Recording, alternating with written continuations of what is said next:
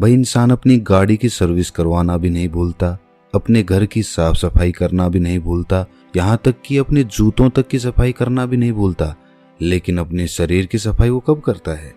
आप सोच रहे होंगे कि भाई हम नहाते धोते तो रोज हैं, तो सफाई तो हो ही जाती है। मैं बाहर की सफाई की बात नहीं कर रहा, मैं भीतर की सफाई की बात कर रहा हूँ, पेट की सफाई की बात कर रहा हूँ। भाई वाघ भट्ट जी ने आयुर्वेदा में लिखा है कि 99% बीमारियां पेट से पैदा होती हैं। चलिए पहले ये समझ लेते हैं कि हमारे पेट से बीमारियां पैदा कैसे होती हैं, और तभी हम समझ पाएंगे कि फिर उस पेट को साफ कैसे करना है। आपको ऐसे बहुत सारे लोग दिखेंगे जो अपनी बीमारियों के कारण दुखी रहते हैं, डॉक्टरों के पास घूमते रहते हैं, किसी वैद्य के पास जाते रहते हैं, और फिर उनका जीवन दवाइयों के सहारे चलने लगता है। और ये भी हकीकत है कि उन दवाइयों से उन्हें कुछ देर के लिए तो आराम हो जाता है, लेकिन उस बीमारी की जड़ कभी नहीं जाती। और जैसे ही वो दवाई लेना छोड़ते हैं तो दर्द फिर से उनको परेशान करने लग जाता है। भाई कितने ही लोग आपने देखे होंगे, और वास्तविकता में तो आपके परिवार में भी ऐसे लोग होंगे। किसी के हाथ में दर्द होता है, किसी के घुटनों में दर्द होता है, किसी के पैर में दर्द होता है, और किसी के डायबिटीज है, किसी का लीवर खराब है, किसी को पथरी है। लेकिन समझने की बात यह है कि जिस तरह एक बीज से एक पेड़ बनता है, उसी तरह हमारे पेट में जमा गंदगी से ही इन सारी बीमारियों का जन्म होता है। भाई ये तो हम सभी जानते हैं कि फलों और कच्ची सब्जियों को पचने में तकरीबन 2 से 3 घंटे लगते हैं। वहीं पर अगर हम अनाज की बात करें, जैसे गेहूं या फिर कोई और अनाज, तो उसको पचने में 5 से 6 घंटे लगते हैं। लेकिन अगर हम बात करें मांस या मछली या फिर नॉन वेज की, तो उसको पचने में 15 से 20 घंटे लग जाते हैं। अब जो हम खाते हैं वो किस तरह गंदगी के रूप में हमारे शरीर में जमा हो जाता है, ये बड़े ध्यान से समझना।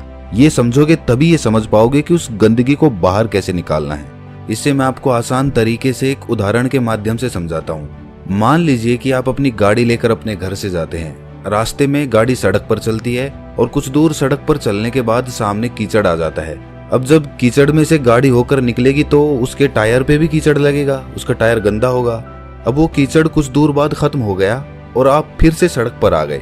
अब फिर से जब गाड़ी सड़क पर चलने लगेगी तो हो सकता है उसका कीचड़ हट जाए, लेकिन वो कीचड़ पूरी तरह से साफ नहीं होता, वो ऊपर ऊपर से साफ हो जाएगा। आप किसी चीज से साफ करेंगे तो भी वो ऊपर से ही साफ होगा, क्योंकि टायर पर जब हम देखते हैं तो उसमें लेयर्स बनी होती हैं, उसमें एक स्पेस बना होता है, एक जगह बनी होती है, और उसमें मिट्टी फंसी रहती है, कीचड़ भी उसी में फंसा रहता है।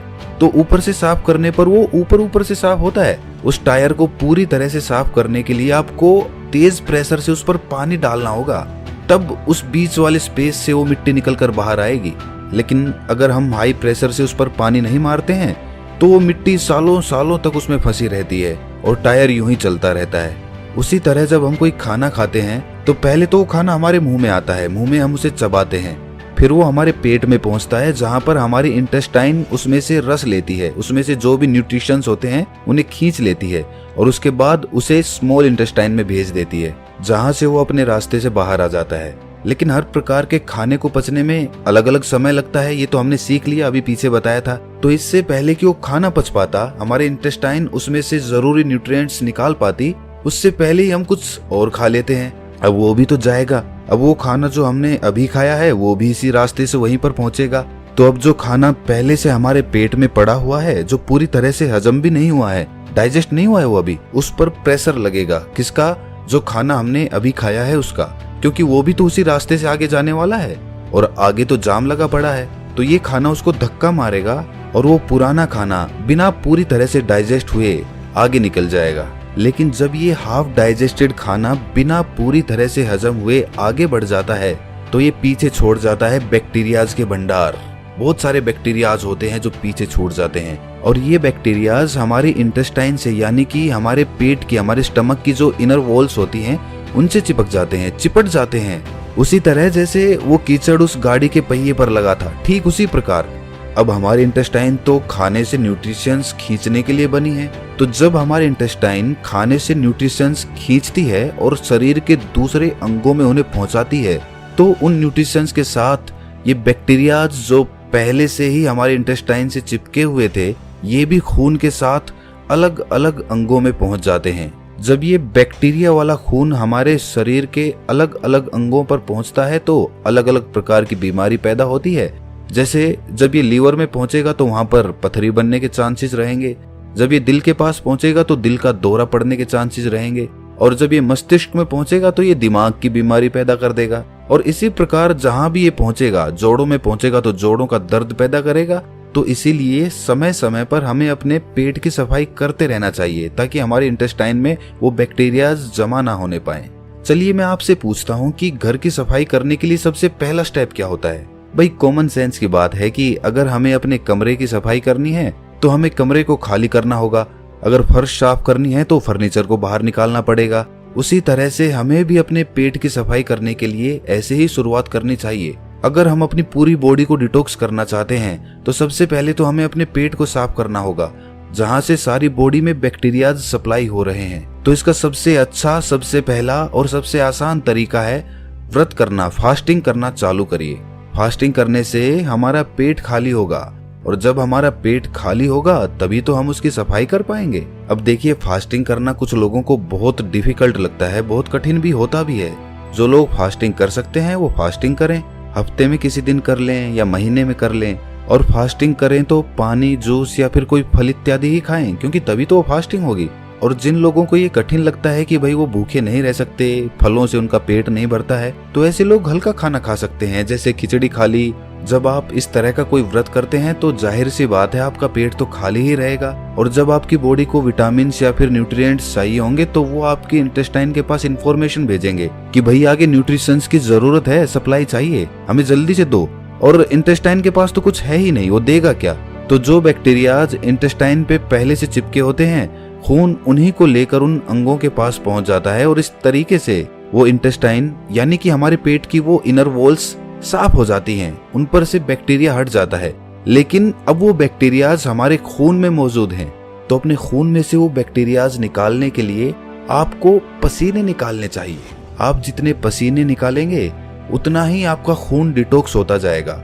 जो हमारी स्किन में छोटे छोटे पोर्स होते हैं ना, जहां से पसीना बाहर आता है, तो उस पसीने के साथ जो हमारे खून में जो अनवांटेड मटेरियल्स होते हैं वो भी बाहर आ जाते हैं। लेकिन एक बात सच बताना, आप में से बहुत सारे लोग ना सोचते तो होंगे कि कल से हम अच्छा रूटीन बनाएंगे, डेली एक्सरसाइज करेंगे, अच्छा खाना खाएंगे और अपने शरीर का ख्याल रखेंगे।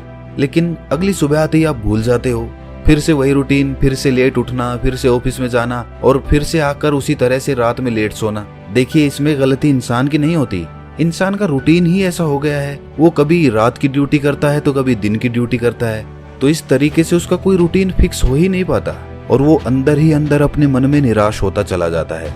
भाई किस तरह से एक्सरसाइज स्टार्ट करोगे? टाइम तो मिलता ही नहीं तुम्हें, कैसे अपना ख्याल रखोगे बताओ मुझे। तो दोस्त, इसके लिए विकल्प होते हैं। अगर तुम ध्यान से सोचोगे, दिमाग लगाओगे, तो तुम्हें ऐसे तरीके मिल जाएंगे। भाई इसके लिए हमें जापान के लोगों से सीखना चाहिए। जापान के लोगों का भी शेड्यूल इसी तरह बिजी रहता है, उन्हें टाइम मिल ही नहीं पाता कि वो एक्सरसाइज करें। उस देश में भी ज्यादातर लोगों को टाइम मिल ही नहीं पाता कि वो एक्सरसाइज कर लें, इसीलिए वो अपने पास एक साइकिल रखते हैं। कहीं जाना हो इधर उधर, छोटी मोटी जगहों पे, ज्यादा दूर नहीं जाना हो, वहां पर वो अपनी साइकिल का इस्तेमाल करते हैं, वरना तो पब्लिक ट्रांसपोर्ट में या फिर खुद की कार से ट्रेवल करते हैं। ज्यादा दूर नहीं, लेकिन छोटी जगहों पे कुछ दूर जाने के लिए वहां तो हम साइकिल का इस्तेमाल कर सकते हैं। इससे हमारी थाइज में जो पेल्विक मसल्स होती है ना, उन पे बहुत अच्छा काम होता है। साथ में हमारा पसीना भी निकलता है, तो उससे हमारी बॉडी भी डिटॉक्स हो जाती है, और इसके साथ ही कोई पोल्यूशन भी नहीं होता, प्रदूषण से भी हम बचे रह जाते हैं। अगर साइकिलिंग करने में इंटरेस्टेड नहीं हो तो फिर डांस कर लो या फिर रनिंग कर लो, जिस तरीके से भी हो, बस अपने शरीर से पसीना निकालो ताकि आपके जो पोर्स है ना स्किन के, वो एकदम क्लियर हो जाए। होता है उनको जल्दी पकाने के लिए या फिर उन पर कोई रोग ना लग जाए, इसलिए उन पर दवाइयों का छिड़काव किया जाता है। और जब हम उन फल और सब्जियों को खाते हैं तो वो पेस्टिसाइड्स हमारे अंदर, हमारी बॉडी में एंटर कर जाते हैं। तो उन पेस्टिसाइड्स की वजह से हमारे अंदर बहुत सारे बैक्टीरियाज पैदा होते हैं, जिनसे बहुत सारी बीमारियां पैदा होती है। और सबसे बड़ी बीमारी जो उससे पैदा होती है वो होती है कॉन्स्टिपेशन की। कुछ लोगों को हमेशा कॉन्स्टिपेशन रहता है, वो जब भी सुबह बाथरूम में जाते हैं तो उनका पेट अच्छे से साफ ही नहीं होता। इसकी वजह से वो पूरे दिन परेशान रहते हैं, स्ट्रेस में रहते हैं, कुछ भी अच्छा नहीं लगता, कुछ खाने का मन नहीं करता, भूख नहीं लगती। तो उन लोगों के लिए त्रिफला चूर्ण सबसे अच्छी औषधि मानी जाती है। त्रिफला के नाम से ही पता चलता है कि ये 3 फलों से मिलकर बना होता है। आंवला और हरड़ त्रिफला चूर्ण के मेन कंपोनेंट्स होते हैं। आंवला में विटामिन सी होता है, फाइबर होता है, और वहीं पर हरड़ एक बहुत अच्छा एंटीबैक्टीरियल होता है, जिस दिन आप सुबह सुबह नींबू पानी नहीं पीने वाले, उस दिन आप त्रिफला चूर्ण का सेवन करें। 1 छोटी चम्मच अच्छे से गुनगुने पानी में मिलाकर पी जाओ। उसके बाद देखना क्या कमाल होता है। खाना अच्छे से डाइजेस्ट होगा।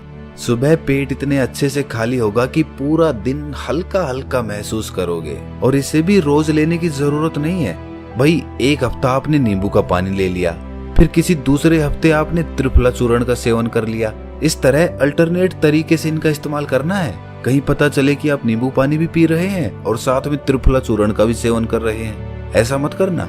अच्छा, एक राज की बात बताता हूँ। जो लोग अल्कोहल ज्यादा पीते हैं ना, उसकी वजह से उनकी बॉडी में एसिडिटी बढ़ जाती है। तो ये जो त्रिफला चूर्ण है, ये उस अल्कोहल के इफेक्ट को भी बहुत कम कर देता है। अच्छा देखिए, अगर आप पहले से कोई और दवाई ले रहे हैं तो त्रिफला चूर्ण को अवॉइड करना या फिर अपने डॉक्टर से कंसल्ट करके तभी लेना। अच्छा, एक और बहुत अच्छा तरीका होता है बॉडी को डिटॉक्स करने का, और वो है कि खाने से पहले फ्रूट्स या फिर सैलेड खा लो अच्छे से पेट भर के। उससे क्या होता है कि फलों में और सलाद में ना फाइबर होते हैं बहुत अच्छी मात्रा में। जब वो फाइबर हमारी बॉडी में पहुंचते हैं तो वो ल्यूब्रिकेशन पैदा करते हैं, जिस ल्यूब्रिकेशन की वजह से जो हम खाना खाते हैं वो कहीं पर अटकता नहीं है, वो आसानी से नीचे चला जाता है। और खाना कभी भी पूरा पेट भर के मत खाना। खाना हमेशा 80% के लगभग ही खाना चाहिए। 20% जगह पेट में खाली रहनी चाहिए। ये सारे तरीके आपकी बॉडी को पूरी तरह से डिटॉक्स कर देंगे। इनमें से कुछ तरीके थोड़े आसान हैं तो कुछ तरीके थोड़े कठिन हैं।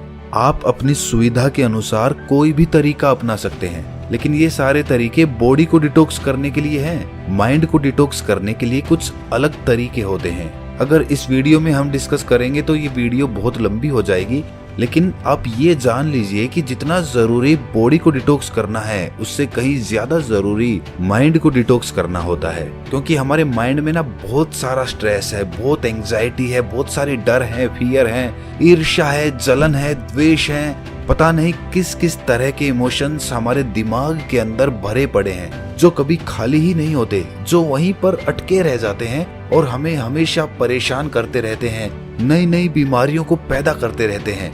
उससे मानसिक बीमारियां बहुत सारी पैदा होती हैं। डिप्रेशन हो जाता है, हमेशा दुखी रहना, खोया खोया रहना, समाज से कटके रहना, किसी से मिलना जुलना नहीं, कॉन्फिडेंस कम हो जाना, अपने एक्सप्रेशन दूसरों के सामने एक्सप्रेस ना कर पाना, ये सारी प्रॉब्लम्स माइंड डिटॉक्स